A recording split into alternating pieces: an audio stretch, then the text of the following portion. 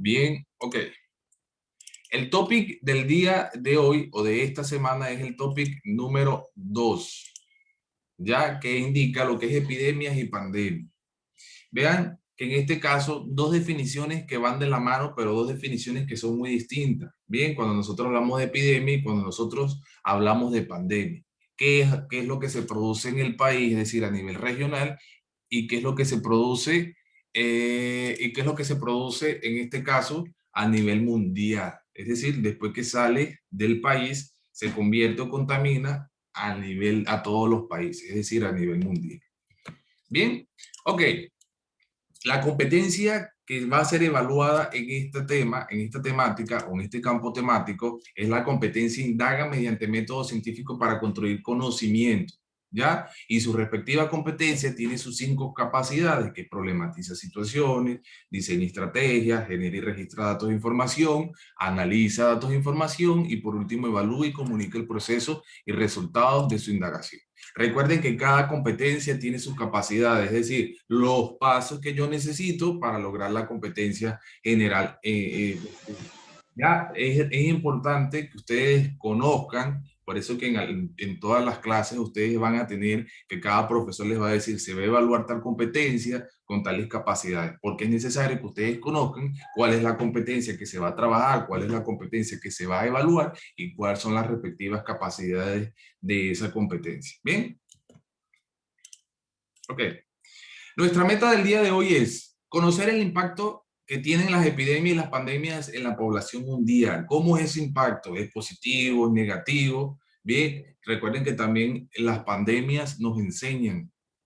No todo es malo, no todo es verlo desde una perspectiva errónea, bien, sino a veces las pandemias contribuyen, vean que dentro del medio ambiente ha contribuido a que los animales en las costas verdes, aquí mismo, en la Costa Verde, vean que han llegado a lo que en este caso eran las orillas, ya que nunca llegaban por miedo a las personas. Todas esas cosas son impactos, tanto negativos como positivos. Bien, entonces eso es lo que ha contribuido. Otro es que un impacto positivo de la pandemia es que la reducción de la contaminación ambiental, es decir, se ha reducido a gran parte en su totalidad. Aquí en Lima, una de las ciudades más contaminadas del mundo. Todas esas cosas van influyendo dentro de lo que es el sistema que vamos a abordar el día de hoy. Bien, problematiza situaciones en mi primera capacidad. Recordando que siempre nosotros vamos a partir de un breve texto, de un breve concepto o de un breve, o en este caso, generación de lo que es dentro de una problemática como tal. De acuerdo a esto, ustedes tienen que ser, o la capacidad es que ustedes generen preguntas. Y esta es la intención iniciando la clase del día de hoy. Bien. Las zonas urbanas son la zona cero de la pandemia del COVID-19 con un 90% de los casos comunitarios. Bien, las ciudades están sufriendo las peores consecuencias de las crisis, en este caso, de muchas de ellas, con sistemas de salud sobrecargados, servicios de agua y saneamiento inadecuados y otros problemas. Vean que esta pandemia también despertó la realidad de cada país. No vamos a estar tan lejos en el caso del Perú, que en esta pandemia arrojó lo que es la verdadera cara peruana, es decir, lo que es la verdadera cara de la población necesitada. Descubrió, en este caso también hablamos de que desnudó la realidad. Aquellas personas que viven en asentamientos urbanos lamentablemente no tienen saneamientos adecuados, bien, no hay agua, en algunos casos también sufren de algunos otros problemas.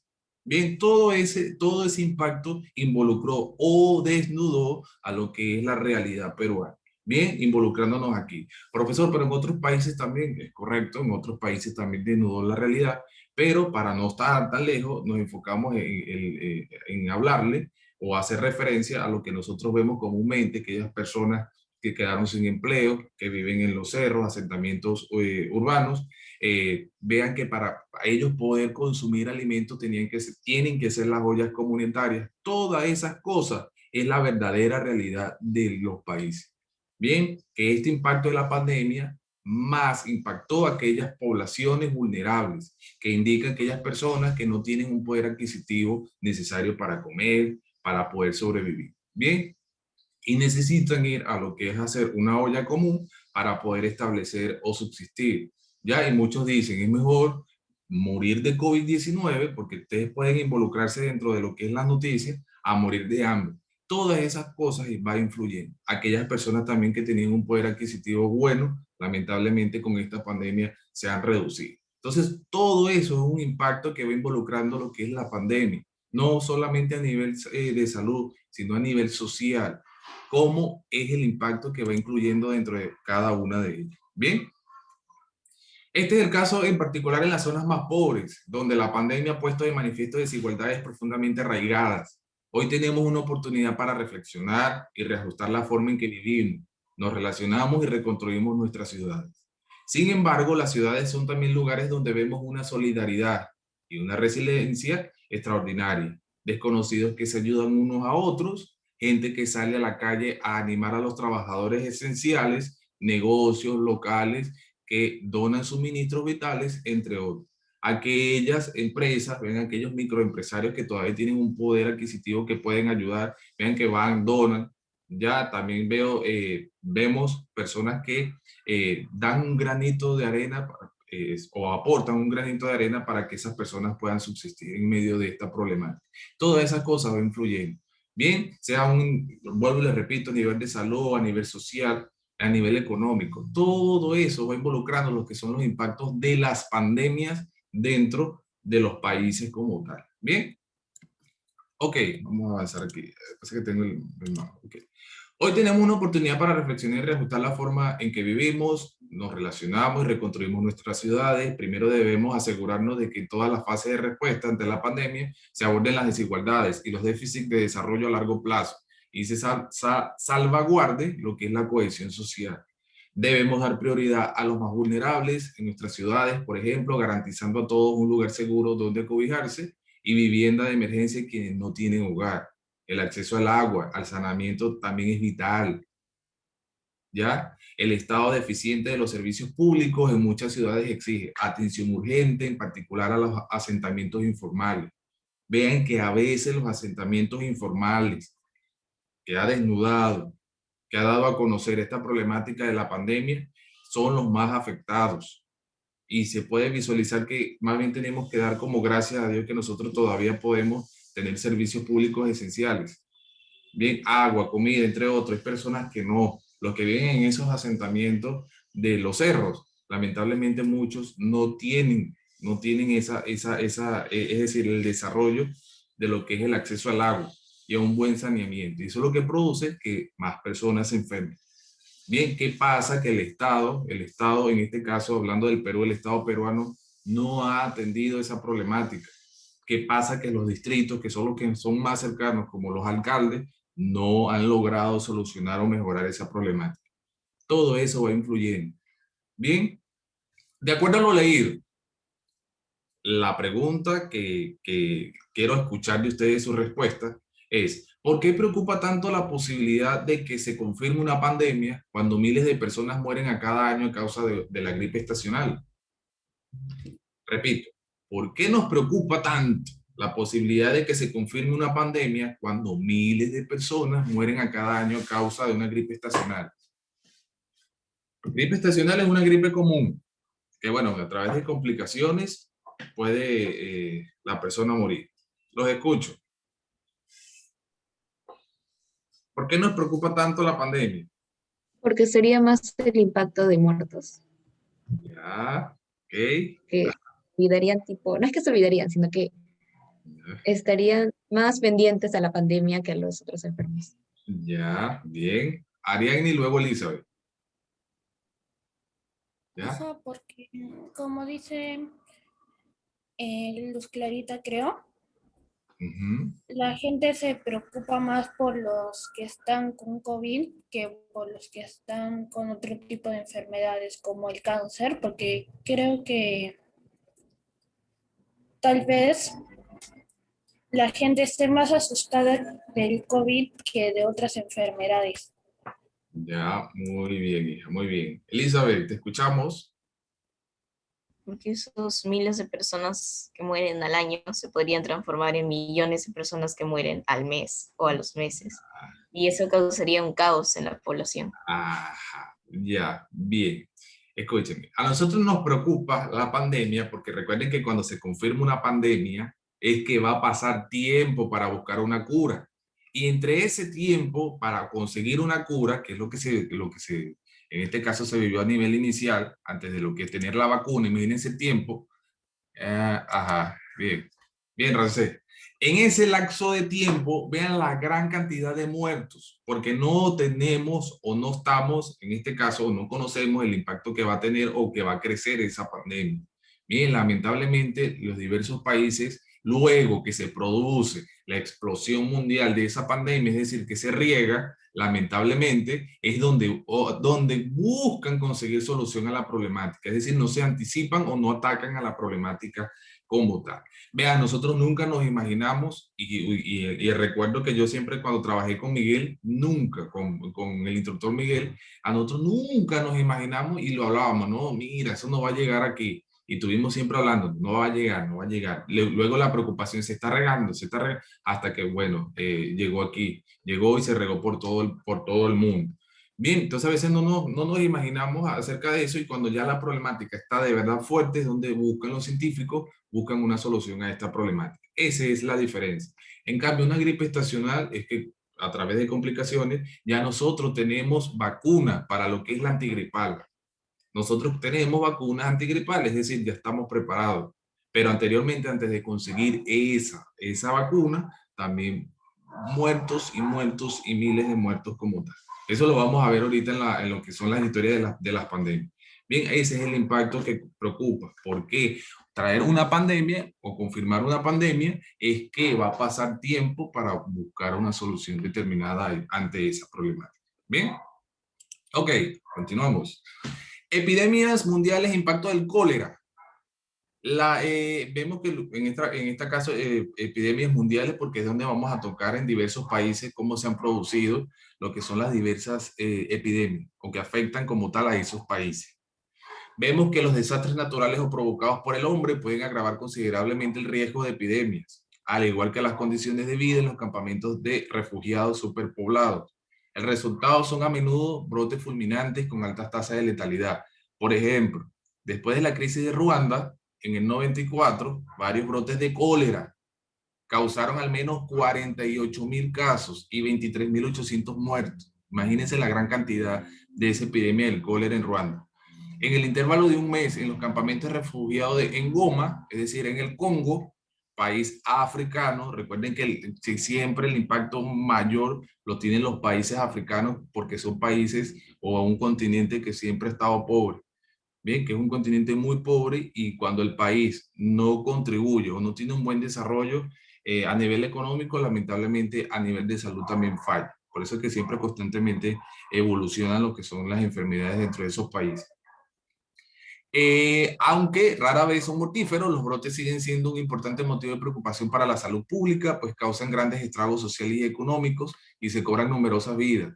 Ya para el 2001, la Organización Mundial de la Salud y sus asociados, lo que es la Red Mundial de Alerta y Respuesta ante Brotes Epidémicos, participaron en la verificación de 41 brotes, imagínense, 41 brotes de cólera en 28 países, cuando ya sabemos que es una enfermedad que se erradicó ya hace muchos años. Pero ¿qué está pasando? Que ahora hay rebrotes nuevos, así como hubo el caso de la difteria que ustedes conocieron el año pasado. Ven que hubo una niña, esas enfermedades que fueron pandemias o también epidemias que afectaron a los países, esas enfermedades ya fueron erradicadas. Pero ¿qué está pasando? Que están rebrotan. Cólera, tuberculosis, todas esas enfermedades lamentablemente están teniendo rebrotes en los países. Bien, y eso también causa preocupación en lo que son la Organización Mundial de la Salud. Para 1961 se declaró en Indonesia, imagínense, ya pasamos de África a Asia. En Indonesia, la séptima ola pandémica de cólera, que se propagó rápidamente en otros países, Asia, Europa, África y finalmente llega a América Latina en el 91, que había estado libre de la enfermedad durante más de un siglo. La enfermedad se propagó rápidamente en esa región, causando 48.000 casos notificados y más de 4.000 defunciones en 16 países de América. durante ese año. Ya para el 92, en Bangladesh, un nuevo serogrupo derivado genéticamente del biotopo de lo que es TOR, que causó una extensa epidemia. Profesor, ¿qué es lo que es derivado o hubo un nuevo avance de esa problemática? Es lo que nosotros conocemos a lo que son las variantes. Vean que la variante, así como la variante del COVID-19, hay variantes en Brasil, hay variantes en Reino Unido y otros tipos de variantes que se pueden propagar, que son resistentes.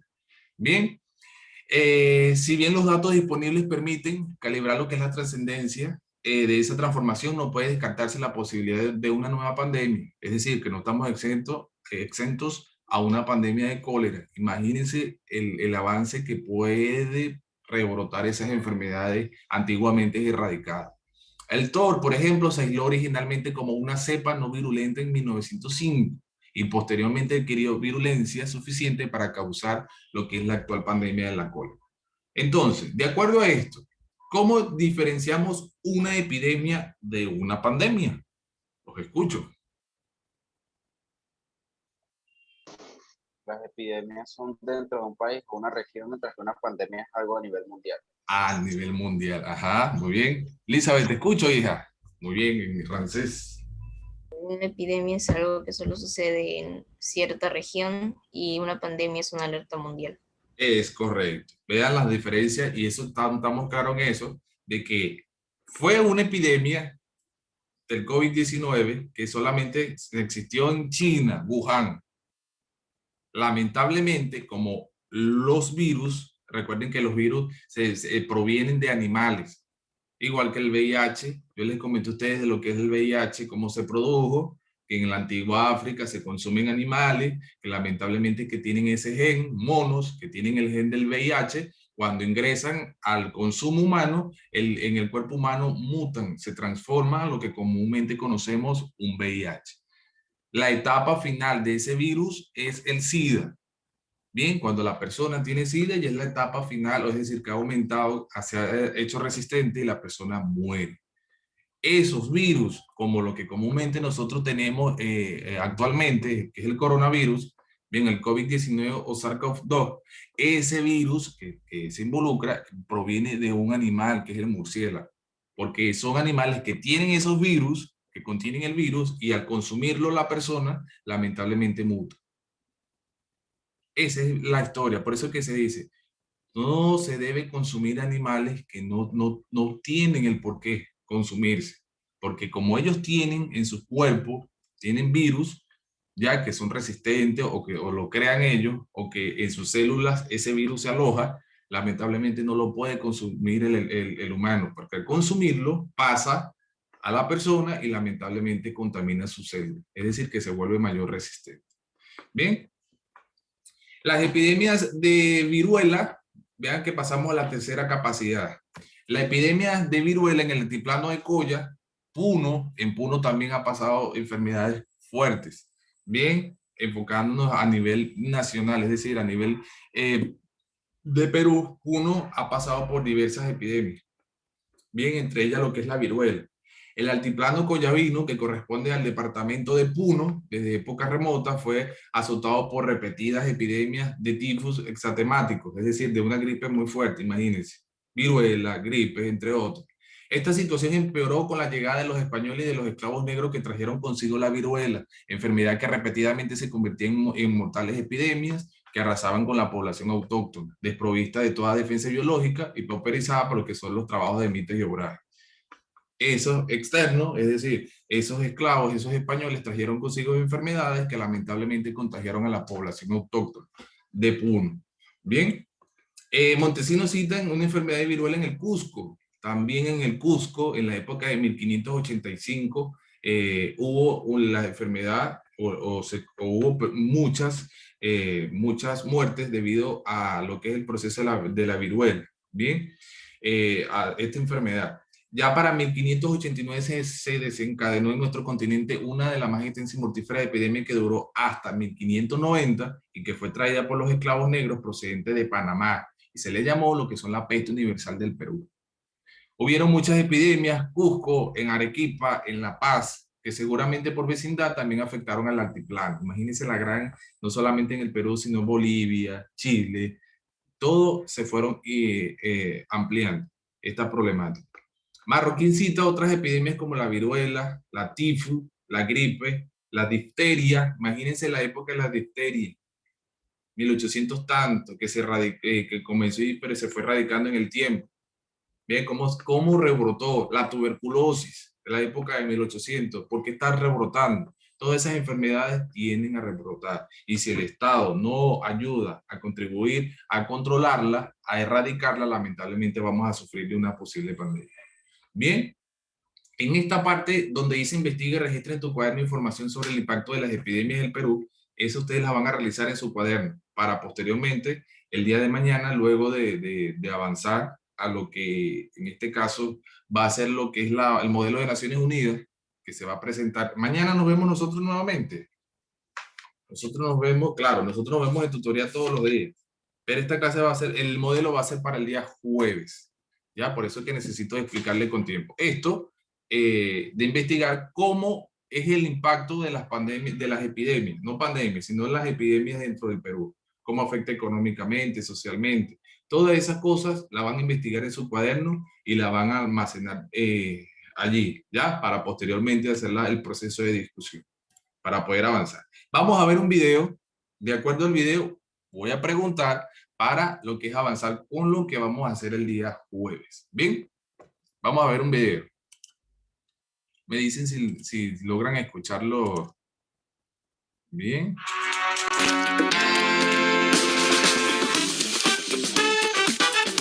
Profesor, allá.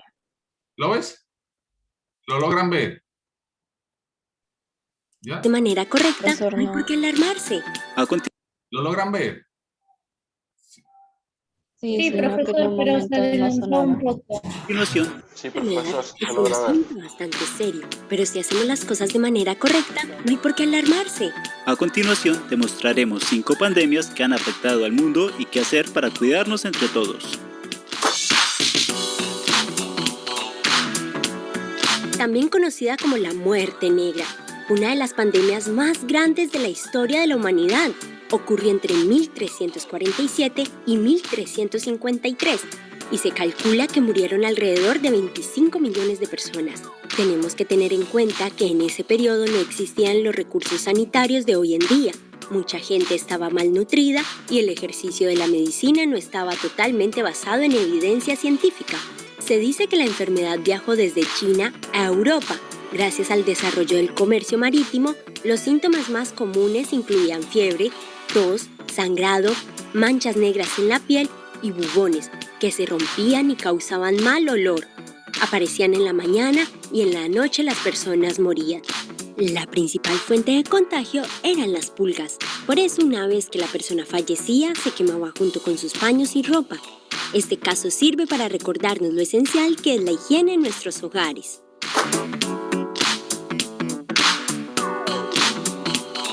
El ébola es un virus que puede llegar a ser muy agresivo. Su origen está en los fluidos corporales de animales infectados, generalmente son monos o murciélagos de fruta. Una vez que un ser humano se contagia, el virus se transmite rápidamente en la población. Se detectó por primera vez en 1976 y aunque es un virus que aparece cada tanto, en 2014 alcanzó su pico más alto. Los países más afectados fueron Guinea, Sierra Leona, Liberia y Nigeria, que no pudieron afrontar desde un principio la crisis por sus bajos recursos sanitarios y hospitalarios. Se extendió a otros lugares como Estados Unidos, España y Noruega, pues varios ciudadanos de esos países que actuaban como misioneros o médicos en África fueron repatriados cuando les detectaron la enfermedad. La mayoría de estos últimos se recuperaron satisfactoriamente. Los síntomas iniciales se parecen a los del dengue: fiebre, fatiga, dolor de cabeza, músculos y abdomen. Luego de eso siguen vómitos, diarrea y pérdida del apetito. No existe una cura para el ébola, aunque se han probado en pacientes tratamientos experimentales con éxito en algunos casos. La forma más efectiva siempre es la prevención, la higiene y reclamarle a tu gobierno local los recursos necesarios para enfrentar este tipo de emergencias. En los casos más desafortunados de ébola, las complicaciones suman hemorragias internas. Debido a esto, durante el brote de 2014, más de 11.000 personas perdieron la vida.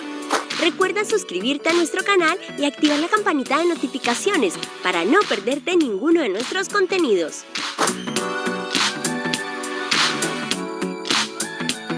¿Por qué debemos quedarnos en casa? Actualmente estamos viviendo la pandemia del coronavirus como resultado de una nueva mutación que se salió de control. Se identificó por primera vez en un mercado de mariscos de la ciudad de Wuhan, China, el 1 de diciembre de 2019.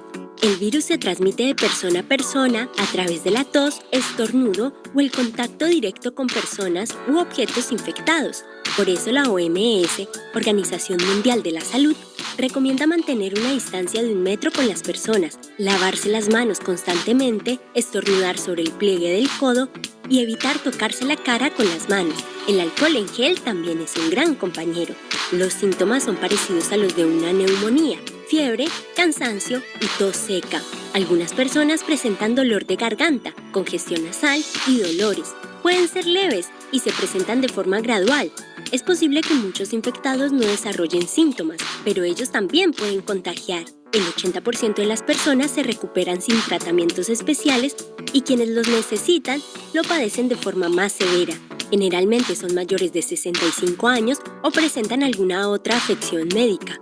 Como es un virus que se propaga rápido, muchos gobiernos han implementado la cuarentena, es decir, que la gente se quede en sus casas para reducir la movilidad y que el virus se demore en esparcirse, aplanando la curva. Esto para lograr que haya menos infectados para evitar el colapso de los sistemas sanitarios. En conclusión, es nuestra responsabilidad cuidarnos entre todos. Por eso es bueno que te quedes en casa.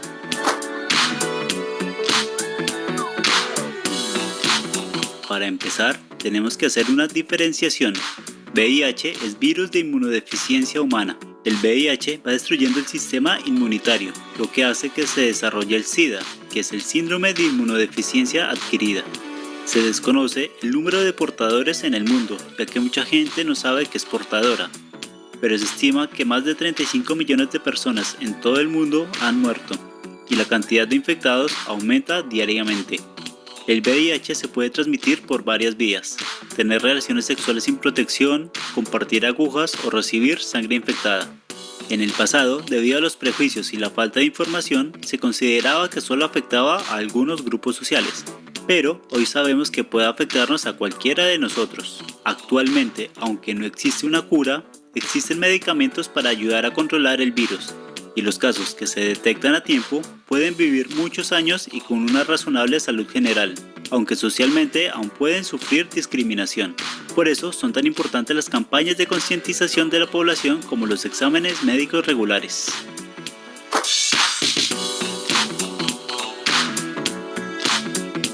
Más conocida como gripe porcina. Aunque existen varias cepas de la influenza A, la más reciente del 2009 se convirtió en pandemia.